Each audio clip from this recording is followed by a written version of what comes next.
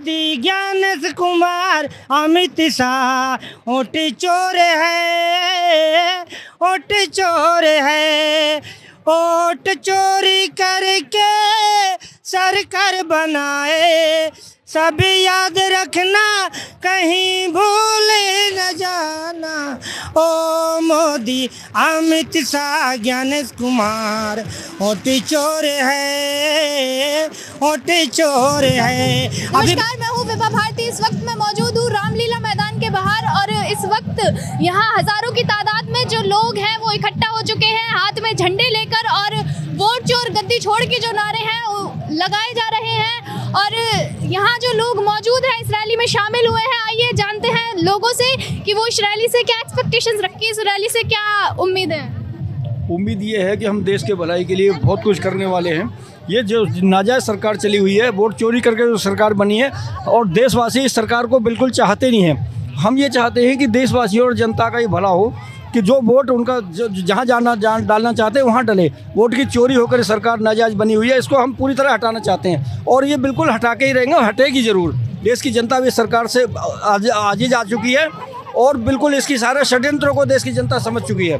देश के खिलाफ ये षड्यंत्र चल रहा है बहुत दिनों से, इसको बिल्कुल ख़त्म करेंगे और बिल्कुल होके रहेगा। ये देश तो संविधान से चलेगा ना, तानाशाही से तो नहीं चल सकता। आप कब तक उसको थोपते रहेंगे? आप इनके शब्दों को सुनो।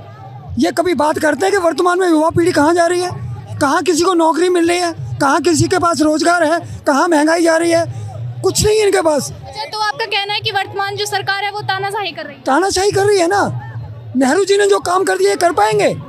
ये नेहरू जी के पीछे भागते हैं। अरे तुम अपना काम बताओ ना, तुम बेच रहे हो देश को, सब कुछ तुमने बेच दिया, और बात करते हो नेहरू जी की। या तो चले जाएंगे 2047 में, या चले जाएंगे 1947 में। ऐसे देश चलता है। वर्तमान में बताओ ये पर्चे लीक क्यों हो रहे हैं? ये अग्निवीर क्या है? अग्निवीर दिखाओ ना। राहुल जी ने कहा है ना कि अग्निवीर को हम परमानेंट करेंगे।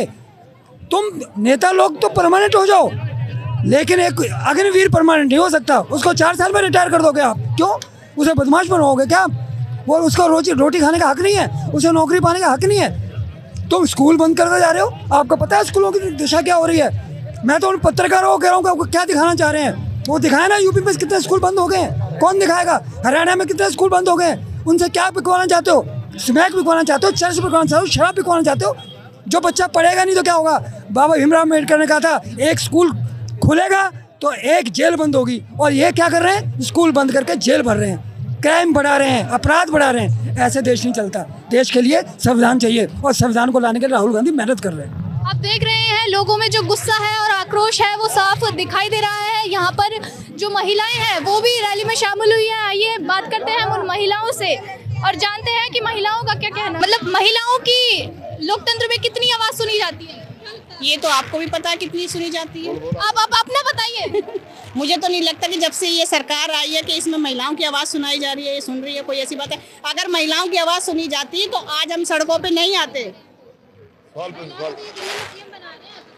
वो सीएम आपने देखी होंगी, उनकी बोलचाल कहीं से वो लगती है कि वो सभ्य महिला है, या बोलने में उनका आप भी देखते हो करते हो तो क्या वो कैसे वो बोलती हैं। अच्छा आप इस रैली में शामिल हुई है तो आपकी क्या उम्मीदें हैं, कितनी सुनवाई होगी आपकी?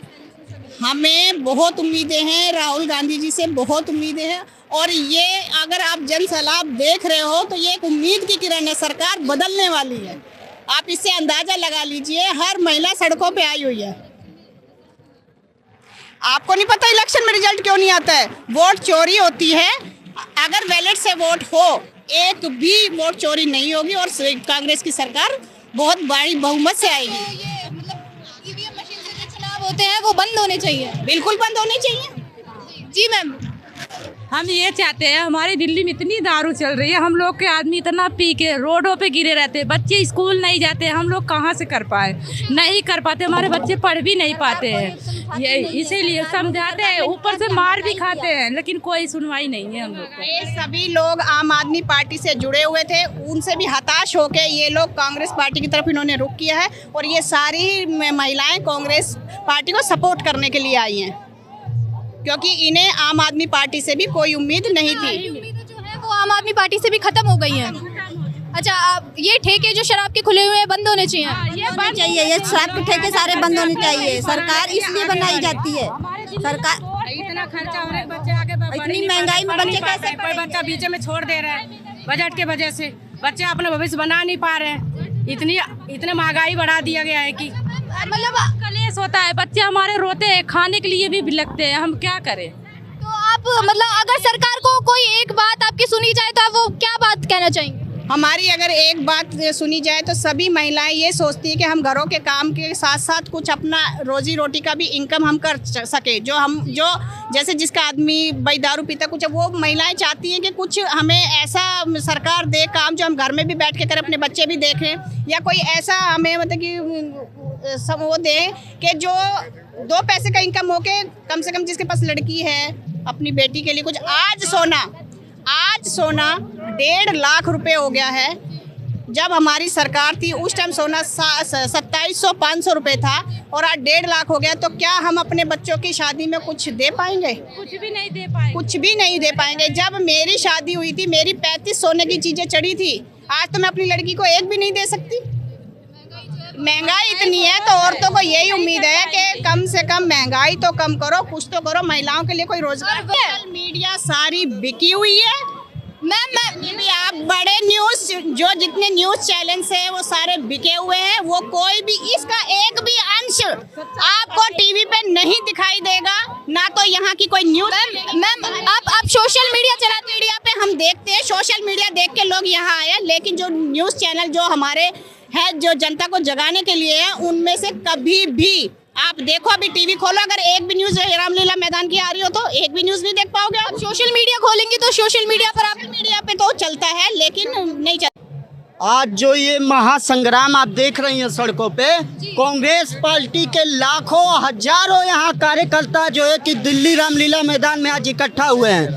आज युवा अपनी भविष्य की लड़ाई लड़ने के लिए घरों से निकल चुका है और ये लड़ाई अब जारी रहेगी। चुनाव आयोग अपने आप को तानाशाह समझता है तो साजिद अंसारी राजनेता दिल्ली रामलीला मैदान से कह रहा है कि जिस दिन आज रामलीला मैदान में लाखों की संख्या में इकट्ठा हुए हैं कांग्रेस के कार्यकर्ता, जिस दिन चुनाव आयोग तेरे दरवाजे पे आ जाएंगे, बोलती बंद हो जाए। क्यों नहीं डिबेट करते हो? मैं चुनाव आयोग को चैलेंज करके कहता हूँ कि आओ, देश का हर एक युवा अपने भविष्य के लिए तुमसे लड़ने के लिए तैयार है। आज राहुल गांधी की सत्ता के लिए रैली नहीं है, हम सत्ता के लिए नहीं लड़ रहे हैं। हमें प्रधानमंत्री, विधायक मंत्री, सांसद नहीं बनना है। सरकार तुम चला लो लेकिन हमारे भविष्य को मत छीनो। आज अगर वोट देने का अधिकार छीन लिया गया हमसे तो हमारे पास क्या बचेगा? क्या बचेगा? हम तो इस देश के नागरिक ही नहीं रहेंगे। आज जिस प्रकार से भाजपा वोट चोरी कर रही है और सरकार बना रही है, 2009 में भाजपा के नेता सुब्रमण्यम स्वामी ने वोट चोरी के खिलाफ आवाज उठाई थी। तब हमारी सरकार हुआ करती थी कांग्रेस की। आज ये लोग वोट चोरी कर रहे हैं और हम पे इल्जाम लगाते थे, लेकिन आज ये लोग बच रहे हैं तो ये बचेंगे नहीं। ओ चोर गद्दी! आपने देखा, सबने देखा है किस तरह से इन्होंने चोरी किया। पहले 1,000 रुपया दिया, 10,000 रुपया दिया, लालच दिया। मतलब जैसे ये सवाल निकल के आ रहा है, लालच देकर जीते ना यहाँ पर। वो तो बहाना था 10,000 रुपया उनका, मेन मुद्दा तो कुछ और था। सारा सेटिंग अन्ना से कर लेते हैं, कहाँ से कैसे वोट चोरी करना है, कहाँ से ईवीएम क्या बदलना है, नहीं बदलना है। अब जो है ईवीएम हटाना है, बैलेट पेपर से चुनाव कराना है। अच्छा जी, हमारा आग्रह है। और जितना ये देख रहे हैं आज जो रैली हुआ है उसी के वजह हम इस पर गाना बनाए हैं। हम सुनाना चाहते हैं डायरेक्ट मोदी जी को, और चोर जो ये है चुनाव आयोग है ज्ञानेश कुमार को, ठीक है। ओ मोदी ज्ञानेश कुमार अमित शाह ओट चोर है, ओट चोर है, ओट चोरी करके सरकार बनाए। सब याद रखना कहीं भूल न जाना।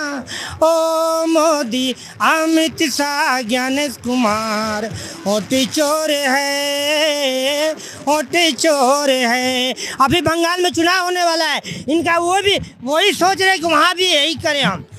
सारा इनका जो है सोच है कि बस किस तरह चोरी करके हमको सरकार बनाना है, ठीक है। अगला टारगेट नहीं बंगाल है, इसलिए। तो आप कैसे जाते हैं, कैसे वोट होनी चाहिए?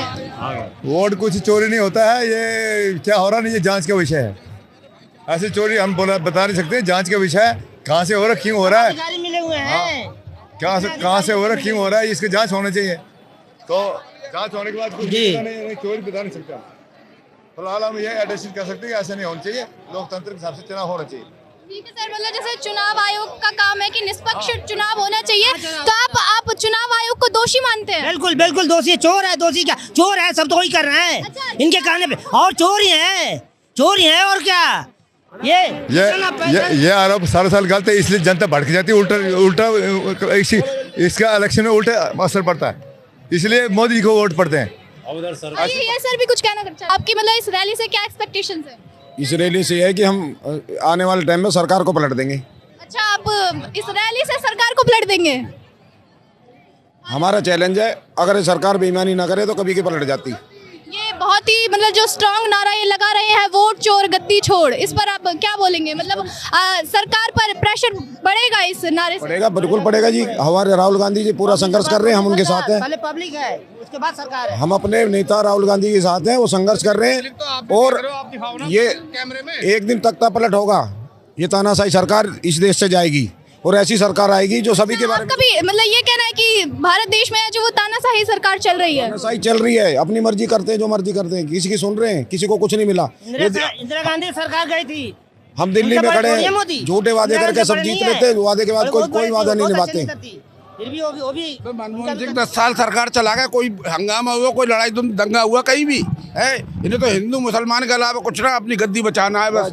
Note vote. मतलब आपका कहना है कि जो ये सरकार है जातिवाद पर ज्यादा ध्यान दे रही है, और कोई जातिवाद ही नहीं है, इन्हें अपना मतलब सीधा करना है। जातपात कुछ ना, कोई निकली जात ना है। मतलब क्या सर सारे काम करेंगे ये अपना मतलब सीधा करने से मतलब क्या, आप क्या कहना चाहते हैं? बचाव कर रहे हैं बस, अपना बचाव कर रहे हैं बस। इन्हें इनकी गद्दी बची रहे, जिस तरीके से बचाए, जैसे बचे। अच्छा, मतलब जातिवाद करके अपनी गद्दी बचाना चाहते हैं? गद्दी बचा रहे हैं, और क्या कर रहे हैं? गद्दी बचा रहे हैं भाई, और क्या कर रहे हैं? वोट चुरा लिए। इसके अलावा कोई भी इनके पास कोई मुद्दा नहीं है, कोई भी जिसके ऊपर ये जिस बेस के ऊपर ये लोग चुनाव लड़े, सिर्फ हिंदू मुस्लिम करना है इन लोगों को। और वोट मेन पॉइंट ये है कि सिर्फ और सिर्फ वोट चोरी की वजह से ही अभी इनकी सरकार बन रही है, अदरवाइज इनकी सरकार नहीं बनती। इसलिए हम लोग इस महारैली में सारे लोग शामिल हुए हैं, क्योंकि हमें इनका राहुल गांधी जी का सपोर्ट करना है पूरा। इस वजह से हम लोग यहाँ सारे लोग आए हैं। अच्छा, मतलब जो आज देश का युवा है, वोटर्स जो है, उसमें कितनी ट्रांसपेरेंसी होनी चाहिए, कितनी निष्पक्षता से चुनाव होना चाहिए? आपका क्या 10% जो युवा चाहता है, युवा के हिसाब से ही होना चाहिए, अदरवाइज ये चीज़ नहीं हो नहीं रहा। इनके मैं अंधा भक्त नहीं कहूँगा, इनके कार्यकर्ता को मैं आंखों वाले भक्त कहूँगा। अंधे को तो बेचारे को नजर नहीं आता। इनके आंखों वाले भक्त जो हैं, हर चीज़ पे पर्दा डालते हैं। वो कहीं भी ये बोलते हैं, क्या बोलते हैं कि 2000 रुपये किलो भी आटा हो गया तो हम खाएंगे। भैया कैसे खाओगे, जरा हमें भी बता दो। अगर एक कांग्रेसी को 2000 रुपये किलो आटा मिलेगा, क्या बीजेपी के कार्यकर्ता को 20 रुपये किलो मिल जाएगा? नहीं मिल सकता। इन्होंने मेन जो है मुद्दों से भटकाना है लोगों को, और इसके पास कुछ नहीं बचा है। धन्यवाद। छोड़ के जो है वो मतलब पब्लिक को और जनता को जो है वो मुद्दों से भटका रही है। बस मुद्दों से भटकाना इनका काम है, और उसके ये माहिर हो चुके हैं, कलाकार हो चुके हैं। और एक चीज़ और है, आज हमारे देश के अंदर एक चीज़ बहुत अच्छी चल रही है। आज का युवा पढ़ा लिखा, उसको झूठ में बड़ा मजा आता है। राहुल गांधी सच बोलते हैं, वो बात इनको कम समझ आती है। इनको झूठ बोलो, दिन रात बोलो, वो इनको मजा आता। हाँ भाई, यही है जो कुछ कर सकता है, बाकी कोई नहीं कर सकता। जबकि आज चाइना हमसे बहुत आगे पहुंच चुका है, हम बहुत पीछे हैं, लेकिन हमें भटकाया जा रहा है। और मेरी उम्र आज 56-57 साल है। मैं ओनली 7 क्लास पढ़ा हुआ हूँ। आज मेरे भी बच्चे BA कर रहे हैं, और बच्चे भी बहुत एजुकेशन हमारी कांग्रेस के टाइम में बहुत बढ़ी है। आज तो बहुत नीचे स्थल हो गया है, क्योंकि गरीब तो बच्चा पढ़ा ही नहीं सकता है। महंगाई बहुत ज़्यादा है, बहुत ज़्यादा परेशानी हो चुकी है। लेकिन आज का युवा किसी बात को समझना ही नहीं चाहता। तो सर, कांग्रेस सरकार अगर आती है तो महंगाई कम हो जाएगी? देखिए, इन्होंने जो है ना इतना कर्ज उठा चुके हैं। हम अपने अच्छे रास्ते से, अच्छे तरीके से, क्योंकि एक्सपीरियंस है देश को चलाने का, क्योंकि कांग्रेस एक ऐसी पार्टी है, कांग्रेस एक